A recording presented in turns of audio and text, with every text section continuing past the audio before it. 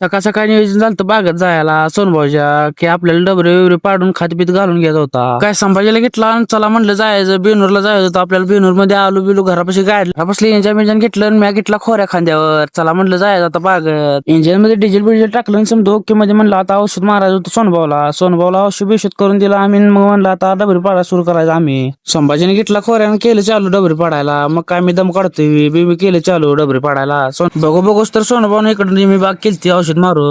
डबरी पडता इकडे आम्हाला अंडी गावली की डबरी पडता अंडी होती त्या डबऱ्यातच. कशी काय कोणास ठाऊक कशी होती कोणास ठाऊक जमिनीतच होती हो. संभाजीने इकडे शोध लावा सुरू केला. औषध मारून झालं डबरी पाडून झालं. चला म्हणलं तर जायचं घरी. वर आलो घरापासून इंजन लावला आता गाडी घेतली चला म्हणलं जायचं आता सोनभाऊला. आम्ही वरनं जाऊन गाडी घेऊन येतो पण संभाजी इकडे हातपाय धुवायला लागला होता. माझे हातपाय धुवायला लागलेला बघून मी काय दम काढतोय. मग पाय धुतलं चला म्हणलं जायचं आता गाडीवर घरी आपल्याला. तर मग आज संभ्याला सोडलं चला म्हणलं जायचं गावात आपल्याला आता सरळ. ब्लॉग एवढाच होता कसा वाटला कमेंट मध्ये नक्की सांगा. जाता आपल्या भावाला तेवढं फॉलो करा.